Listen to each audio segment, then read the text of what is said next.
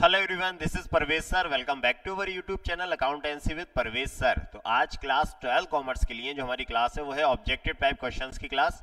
और आज हम इसमें सेकंड पार्ट पढ़ने वाले हैं, जिसमें हमने पहले पार्ट में मल्टीपल चॉइस क्वेश्चंस के कई सारे क्वेश्चंस सॉल्व किए थे।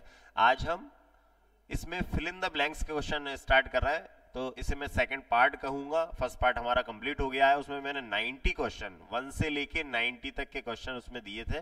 उसकी कई सारी क्लास मैंने अपलोड कर दी है हमारे YouTube channel accountancy with Parvez sir में। तो आज से हम जो चालू कर रहे हैं, स्टार्ट कर रहे हैं, वो है फिल इन द ब्लैंक्स, जिसे हम फिलअप बोलते हैं।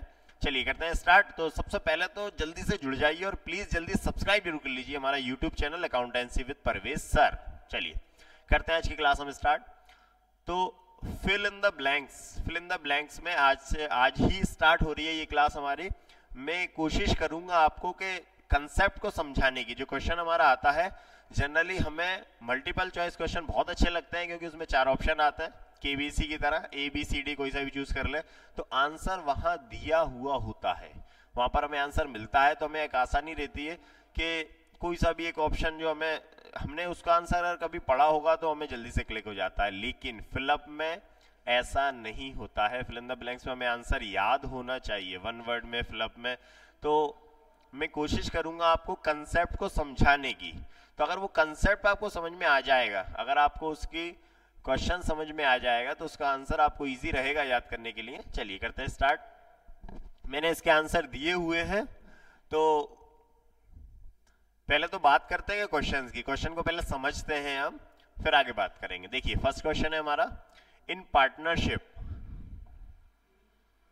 इसको यहां ले लेते हैं।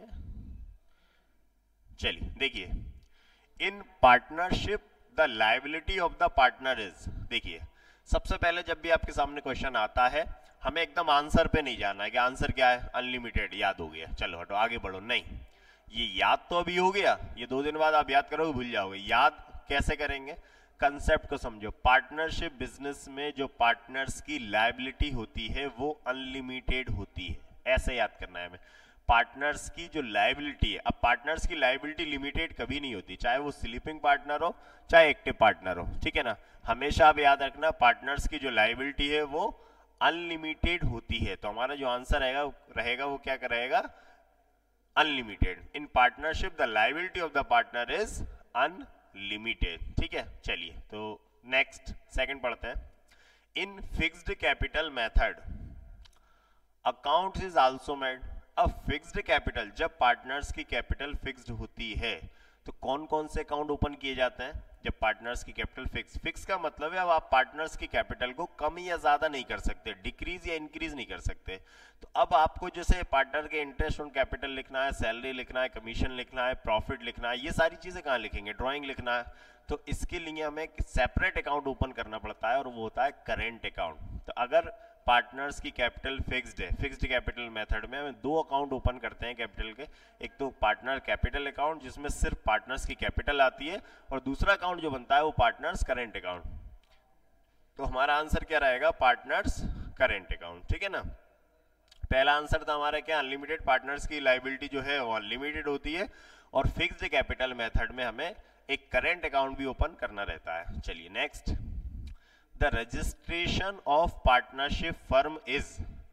पार्टनरशिप फर्म का रजिस्ट्रेशन क्या कंपलसरी है या वॉलंटरी है, हाँ रजिस्ट्रेशन, पार्टनरशिप का रजिस्ट्रेशन वॉलंटरी होता है, जरूरी नहीं है, कंपलसरी नहीं है, ऑप्शनल है। चाहे तो करवा सकते हैं और चाहे तो नहीं करवा सकते। तो पार्टनरशिप का जो रजिस्ट्रेशन होता है वो वॉलंटरी होता है, ऑप्शनल भी लिख सकते हैं इसमें। तो आंसर क्या रहेगा हमारा, वॉलंटरी, ठीक है। Next, the relation of A partner from firm is an blank and blank. अब पार्टनर का जो फर्म से रिलेशन होता है वो क्या होता है, प्रिंसिपल और एजेंट का। क्योंकि फर्म जो है, पार्टनरशिप जो फर्म है, उसका अलग से कोई सेपरेट एंटिटी नहीं है। अगर पार्टनरशिप फर्म की तरफ से कोई डील की जाएगी या जैसे कहेंगे हम कोई कॉन्ट्रैक्ट किया जाएगा, तो इसमें पार्टनर पूरी तरह से लायबल होते हैं। इसलिए हमने पहले पढ़ा था कि पार्टनर्स की जो लायबिलिटी है वो अनलिमिटेड होती है। तो जो फर्म के पार्टनर है वो पार्टनरशिप फर्म से उनका रिलेशन प्रिंसिपल और एजेंट का होता है। तो पहले में आएगा हमारा प्रिंसिपल। तो चाहूं तो यहाँ पे मैं लिखता चलूं क्या,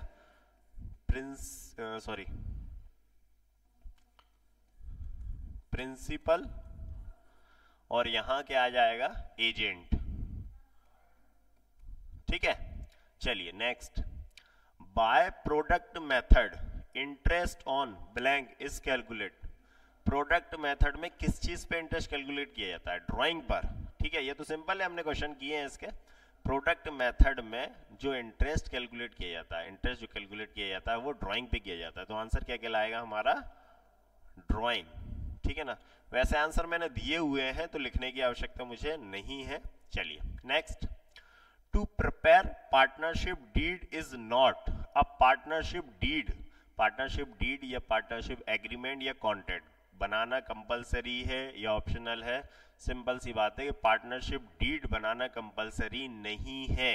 ठीक है ना, तो partnership deed is not compulsory, compulsory नहीं है, ऑप्शनल है। पार्टनर्स आपस में जो एग्रीमेंट करते हैं जरूरी नहीं है वो एग्रीमेंट करें ही, बिना एग्रीमेंट के भी पार्टनरशिप स्टार्ट हो सकती है, तो पार्टनरशिप डीड कंपलसरी नहीं है। ठीक है, नेक्स्ट।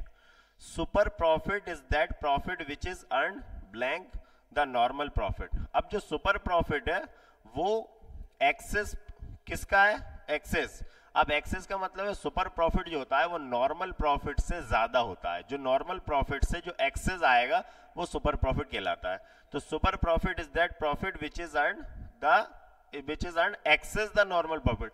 नॉर्मल प्रॉफिट से जो ज्यादा प्रॉफिट होता है वो कहलाता है सुपर प्रॉफिट। ठीक है ना, चलिए तो इसका आंसर क्या कहलाएगा, एक्सेस। ठीक, चलिए नेक्स्ट आगे बढ़ते हैं। 8th, goodwill is blank asset. Goodwill कौन सी एसेट है, तो गुडविल जो है वो फिक्स्ड इंटेंजिबल एसेट्स है। क्यों फिक्स्ड इंटेंजिबल एसेट्स है, क्योंकि गुडविल को इंटेंजिबल इसलिए कहा जाता है कि ना तो हम इसको देख सकते हैं और ना इसको छू सकते हैं। ठीक है, ना देख सकते हैं ना छू सकते हैं। इंटेंजिबल हिंदी में क्या बोलेंगे इसे, अमूर्त संपत्ति, जिसकी कोई मूर्त नहीं हो, अमूर्त है ना, तो ना जिसको देख सकते ना छू सकते, तो गुडविल जो है वो fixed intangible asset, intangible fixed assets है। ठीक है ना, चलिए नेक्स्ट। स्टार्टिंग में ब्लैंक है, is not provided on goodwill.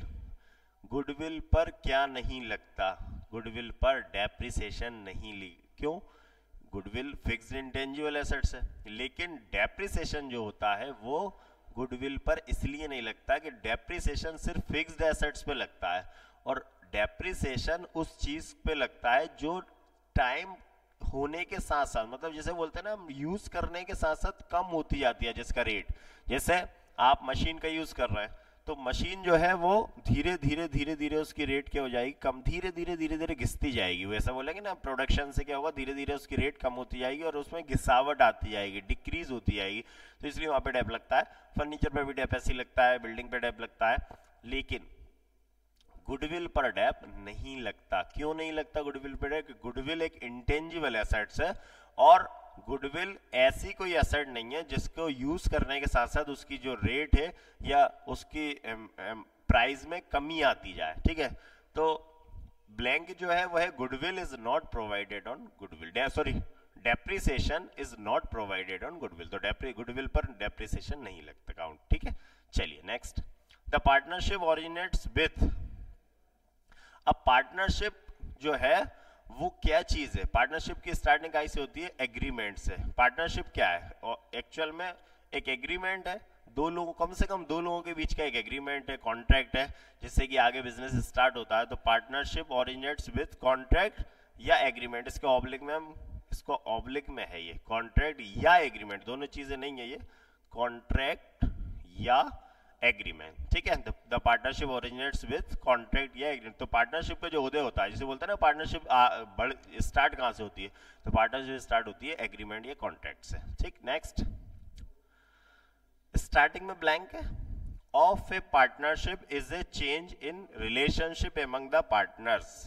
Of partnership के रिलेशन, पार्टनर्स के रिलेशन में चेंज मतलब रिकॉन्स्टिट्यूशन। जब भी पार्टनर्स का रिलेशनशिप चेंज होता है, पार्टनर्स पहले से कोई अलग बिजनेस कर रहे थे, सॉरी जो भी बिजनेस कर रहे थे पहले कोई अलग रेशियो में था, अब कोई अलग रेशियो हो गया, पहले इक्वल होगा। फॉर एग्जांपल पहले पार्टनर इक्वल रेशियो के पार्टनर थे, आगे फ्यूचर में उन्होंने अब डिसाइड किया कि अब इक्वल ना रह के अलग अलग रेशियो रहेगा। तो जब पार्टनर के रिलेशन में चेंज आता है तो उसको क्या बोलते हैं हम, रिकॉन्स्टिट्यूशन। जब भी पार्टनर्स का रिलेशन चेंज होता है तो रिकॉन्स्टिट्यूशन होता है। तो reconstitution of A partnership is a change in relationship among the partner. तो रिकॉन्स्टिट्यूशन जो है उससे पार्टनरशिप का रिलेशन जब चेंज होता है तो रिकॉन्स्टिट्यूशन होता है फर्म का। ठीक, नेक्स्ट, सैक्रिफाइसिंग रेशियो इक्वल। इसका फॉर्मूला तो सबको याद है हमें, sacrificing ratio equal old ratio minus new ratio. तो old ratio minus new ratio. ठीक है, चलिए आगे बढ़ते हैं। नेक्स्ट, इसको यहां ले लेते हैं। चलिए देखिए, the purpose of calculating sacrifice ratio is to determine the compensation to be paid by the blank partner. देखिए, sacrificing ratio, the purpose of calculating sacrificing ratio is to determine, क्या जो सैक्रिफाइसिंग रेशियो जो होता है वो दूसरे partner को, जैसे हम ये बात करते हैं कि जो एक पार्टनर को अगर सेक्रीफाइस हो रहा है तो दूसरे पार्टनर का कंपनसेशन क्या है, गेनिंग। या एक पार्टनर को जो गेन हो रहा है तो दूसरे पार्टनर को क्या हो रहा है, सेक्रीफाइसिंग। जैसे जनरली ये होता है कि जब भी हम सेक्रीफाइसिंग गेनिंग रेशियो निकालते हैं दो पार्टनर फर्म में, तो एक पार्टनर को सेक्रीफाइस होगा और दूसरे पार्टनर को क्या होगा, गेन। तो the purpose of calculating sacrifice ratio is determine the compensation to be paid by the gaining partner. ठीक है ना, गेनिंग पार्टनर। तो आंसर क्या कहलाएगा हमारा, gaining. Next, the gaining partner compensates the blank goodwill to the sacrifice partner.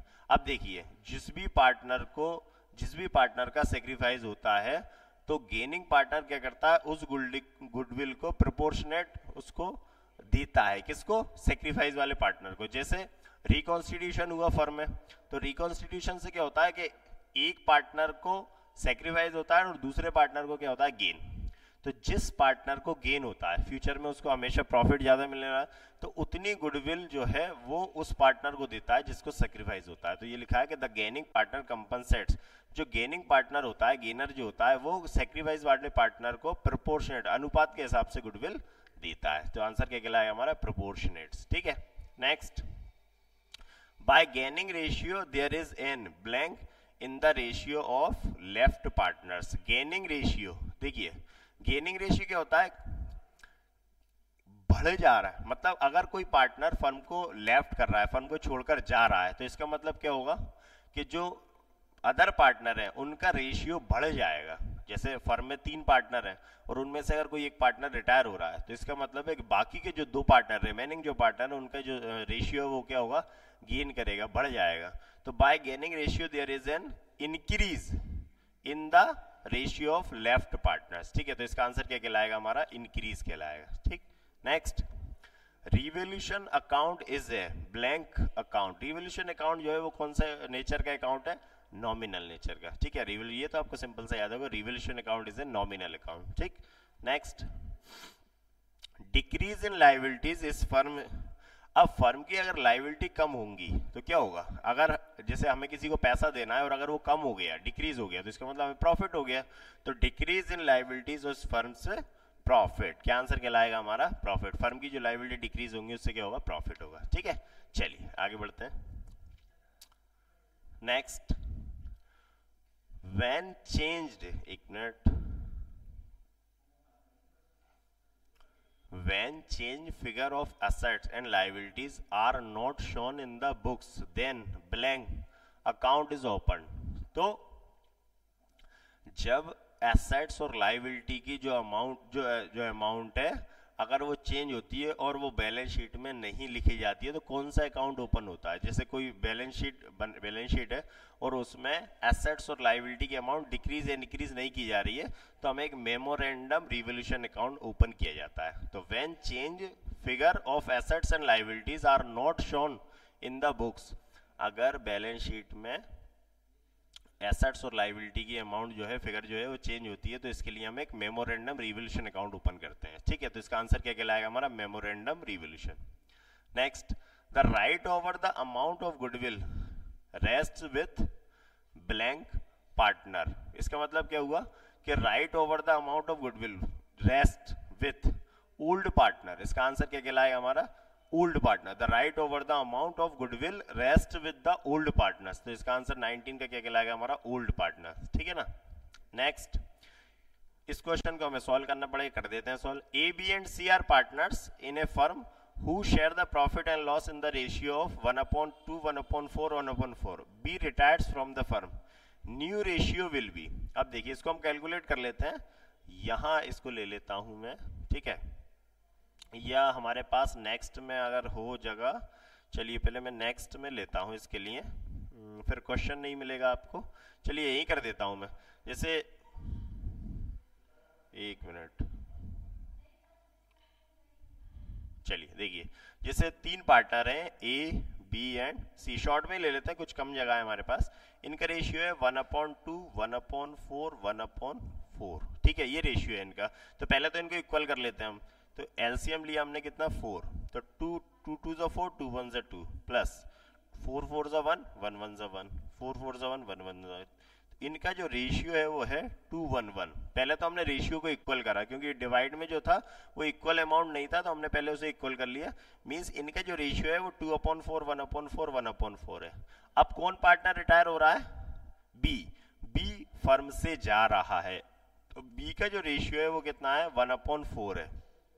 तो हम अगर बात करें कि जैसे 2:1:1 है, ये ए बी सी ये पार्टनर जा रहा है, इस पार्टनर का रेशियो हमने हटाया, तो ए और सी का कितना रेशियो बचेगा, 2:1। क्यों, क्योंकि बी का जो रेशियो है वो ए और बी अब कोई किसी उसमें नहीं ले रहा है, मतलब बी अपना जो शेयर है ना वो ए और बी को देकर नहीं जा रहा है। तो अल्टीमेटली जो शेयर, अब उसका शेयर हमने हटा दिया, जैसे बोलेंगे इसका शेयर डिलीट हो गया, तो कितना बचा, ए और सी का 2:1, 2:1। तो ए और सी का जो रेशियो रहेगा वो कितना रहेगा, 2:1 रहेगा। ठीक है, इसको चाहो तो आप नोट कर लेना, इसको हम क्लीन, इसको नोट कर लें, इसको क्लीन कर लेते हैं। चलिए, तो आज के क्वेश्चन हमारे फिल इन द ब्लैंक्स के कंप्लीट हुए। 1 से लेके 20 तक के हमने क्वेश्चन सॉल्व किए थे, तो इनको आपको अच्छे से याद कर लेना है फिल इन द ब्लैंक्स के क्वेश्चन को, और अच्छे से समझ लेना। 3 या 4 बार ये वीडियो आप अच्छे से देखेंगे तो आपको क्वेश्चन याद हो जाएंगे। मिलता हूं मैं नेक्स्ट वीडियो में फिर से कुछ नया टॉपिक लेके फिल इन द ब्लैंक्स का। जब तक आप जुड़े रहिए और पढ़ते रहिए अकाउंटेंसी, और प्लीज सब्सक्राइब करना जरूर ना भूलें हमारा YouTube channel accountancy with Parvez sir. Thank you and good bye.